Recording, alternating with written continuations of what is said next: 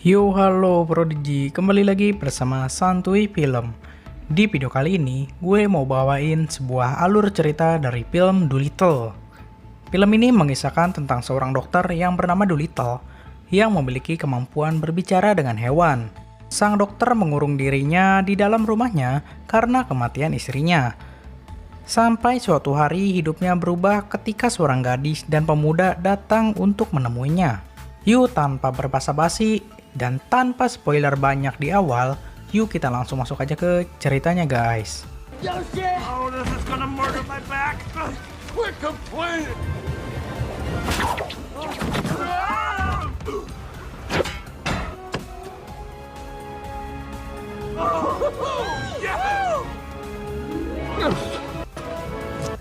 Well done, everybody.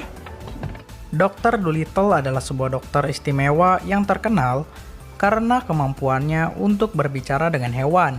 Karena dedikasi dan jasanya untuk kerajaan, Ratu Inggris memberi Dolittle sebuah rumah yang akan selalu terbuka untuk siapapun yang membutuhkannya. Dolittle memiliki seorang istri yang bernama Lily, dan dengan Lily, Dolittle pergi mengelilingi dunia dan bertemu dengan banyak hewan. Suatu hari Lily pergi menjelajah sendiri. Lily melakukan perjalanan untuk menemukan sebuah pohon Eden. Sayangnya Lily terkena badai dan ia menghilang di tengah lautan. Dolittle yang patah hati menutup kediamannya dan memutuskan untuk tidak pernah bersentuhan lagi dengan dunia luar. Bertahun-tahun kemudian, seorang anak laki-laki yang bernama Stabin sedang diajari berburu oleh keluarganya. Stabin yang tidak tega melukai bebek sengaja membuat tembakannya meleset. Namun sayangnya ia justru menembak seekor tupai. Ayah Stabin menyuruhnya untuk mengakhiri penderitaan si tupai dengan segera membunuhnya.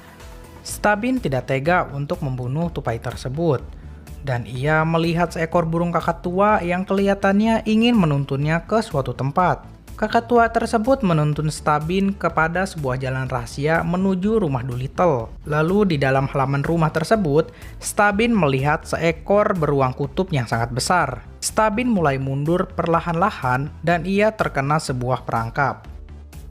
Tak lama datang seorang gadis yang bernama Rose, yang mengaku bahwa ia adalah utusan dari kerajaan dan memiliki urusan yang mendesak dengan Dr. Dolittle. Rose lalu membantu Stabin untuk lepas dari perangkap. Can you tell me if this is the home of John Dolittle? Sementara Dolittle di dalam kediamannya sedang bermain catur dengan gorila yang bernama Cici. Dolittle lalu menyadari bahwa jebakan di halamannya mengenai sesuatu. Back to our routine. Ooh. Possum, you are not a prisoner of fear. Stabin mengetuk pintu rumah, lalu Cici sang gorila membukakan pintu. Namun karena Cici adalah gorila yang penakut, ia justru pingsan di tempat. Rose pun masuk dan melihat bahwa ada banyak sekali hewan di dalam rumah tersebut. Lalu di suatu sudut ruangan, Rose melihat Dolittle yang sedang bersembunyi. Rose memberitahu bahwa sang ratu sedang sakit parah dan membutuhkan bantuannya. Namun Dolittle menolak untuk membantu sang ratu dan menyuruh Rose untuk pulang. Dolittle lalu membuat sarapan untuk semua hewan di rumahnya. Semua hewan pun datang dan masuk ke dalam ruang makan. Rose yang keras kepala ternyata kembali masuk ke rumah tersebut dan mengatakan bahwa ini adalah hal yang mendesak. Stabin mengatakan bahwa ia secara tidak sengaja telah menembak seekor tupai sampai sekarat dan membutuhkan bantuan dari Dolittle. Dolittle pun mengambil tupai tersebut dan mulai mengoperasinya dibantu oleh teman-teman hewannya. Righto, let's save this squirrel, shall we? When you wake up, everything will be fine. Singkat cerita, peluru di dalam tupai berhasil dikeluarkan dan tupai tersebut tidak menderita luka parah. Dolittle lalu mendiskusikan panggilan dirinya ke istana kepada teman-teman hewannya. Menurut burung kakak tua, Dolittle harus memenuhi panggilan tersebut karena apabila sang ratu meninggal, hak atas kepemilikan tanah rumah ini akan jatuh ke bendahara dan Dolittle beserta semua hewan akan dipaksa keluar dari rumah ini. Dolittle pun berubah pikiran dan menemui Rose untuk menghadiri panggilan dari istana.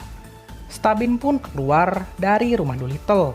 Namun ia melihat sebuah kereta kuda dengan kotak di belakangnya. Stabin ingin ikut dengan Doolittle lalu bersembunyi di dalam kotak tersebut.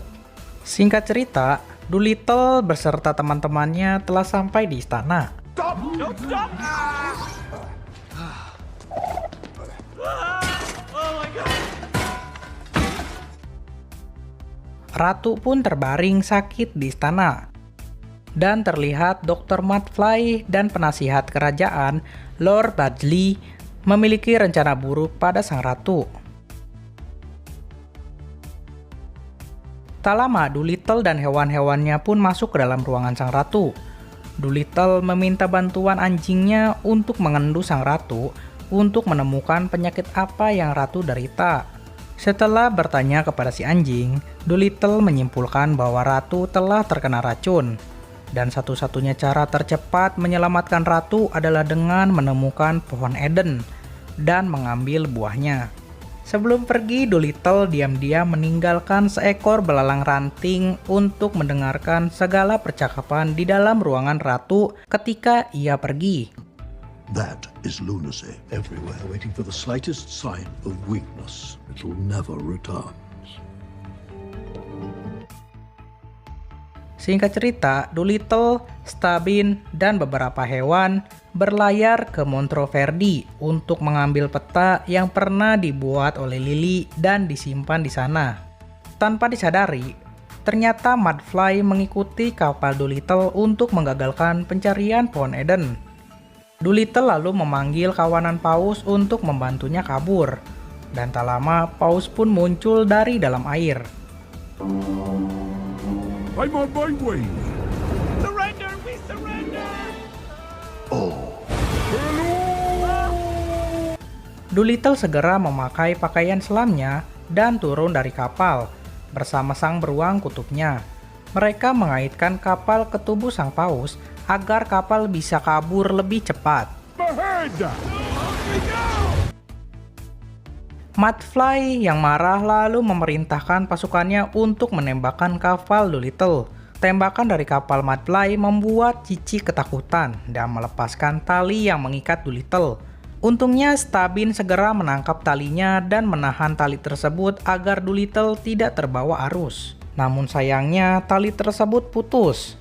Beruntung Doolittle ternyata telah sampai dan kembali ke kapal.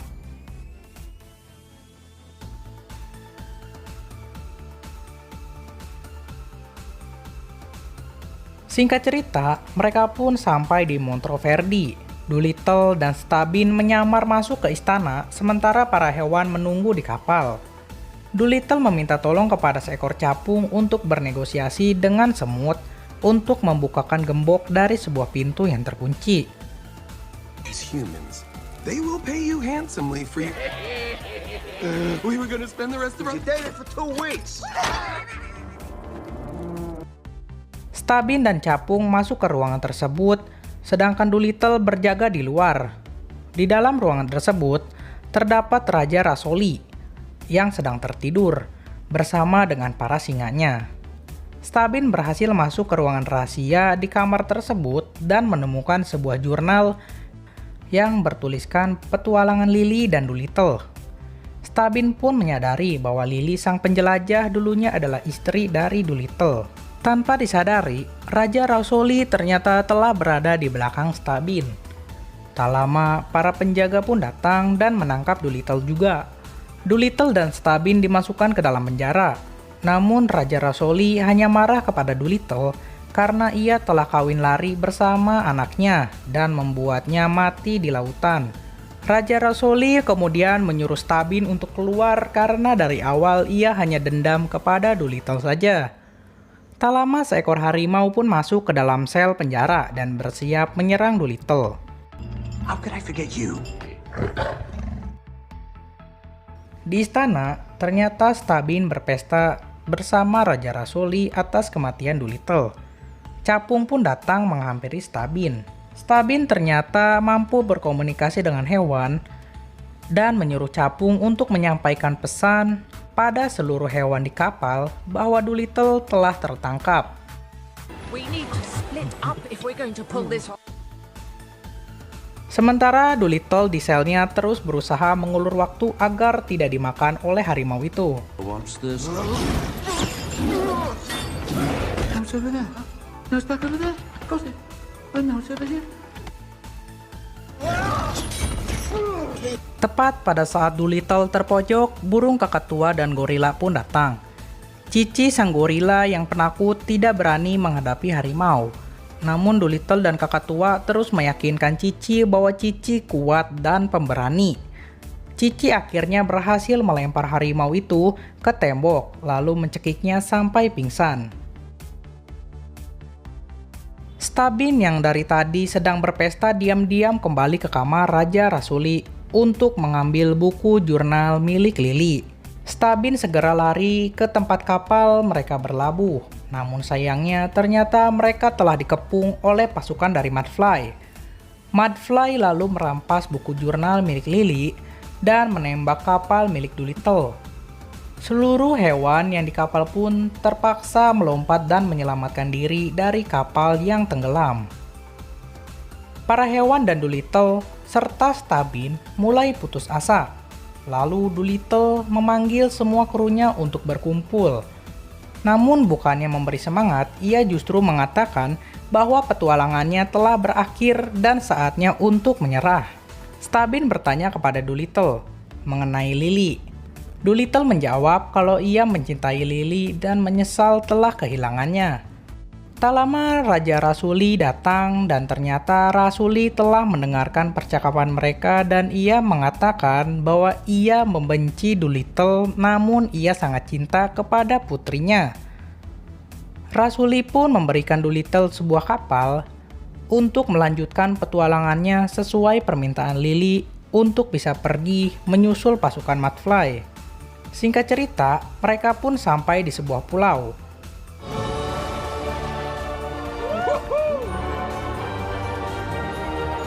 Mereka melewati tebing yang terjal dan sampailah di suatu gua. Tak lama, pasukan Mudfly muncul dan menangkap semua pasukan Doolittle. Namun secara tidak sengaja, Mudfly menancapkan bendera ke tanah dan getarannya membangunkan seekor naga. Naga tersebut langsung menyemburkan api ke segala arah dan mengalahkan Mudfly serta seluruh pasukannya.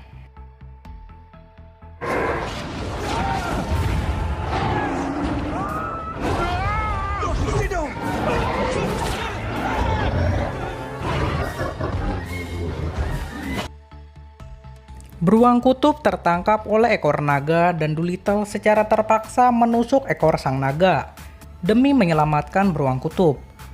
Ekor naga pun berbalik melilit Doolittle. Ketika ekornya akan meremukkan tubuh Doolittle, ia secara mengejutkan dapat berbicara bahasa naga. Doolittle melihat sebuah kerangka kepala naga yang tergeletak di sudut ruangan. Doolittle mengatakan bahwa ia tahu rasanya kehilangan karena ia juga kehilangan orang yang paling ia cintai. Sang naga pun melepaskan Doolittle dari ekornya dan langsung terbaring lemah. Doolittle yang melihat naga seperti kesakitan memahami bahwa naga tersebut mengalami penyumbatan pada perutnya dan membutuhkan pertolongan segera. Lalu Doolittle dibantu dengan para hewan mulai menarik benda-benda asing yang menyebabkan luka dari perut sang naga.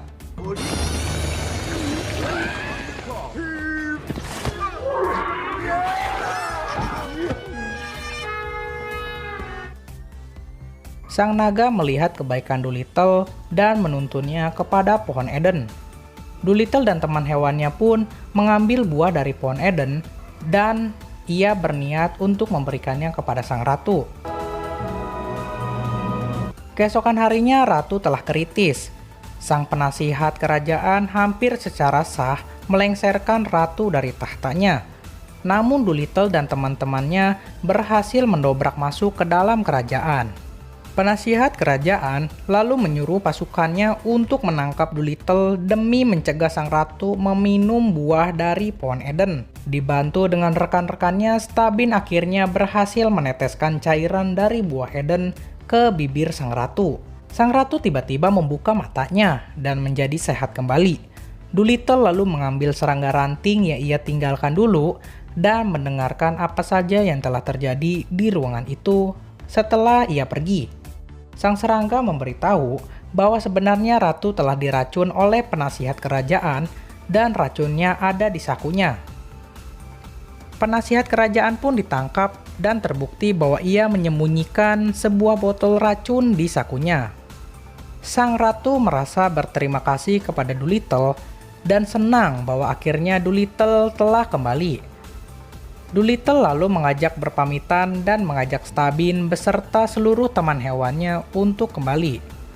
Keesokan harinya, Doolittle telah kembali membuka praktik di rumahnya dan Doolittle mulai membuka diri kepada orang-orang di sekitarnya dan secara resmi menjadikan Stabin sebagai muridnya, dan film pun berakhir.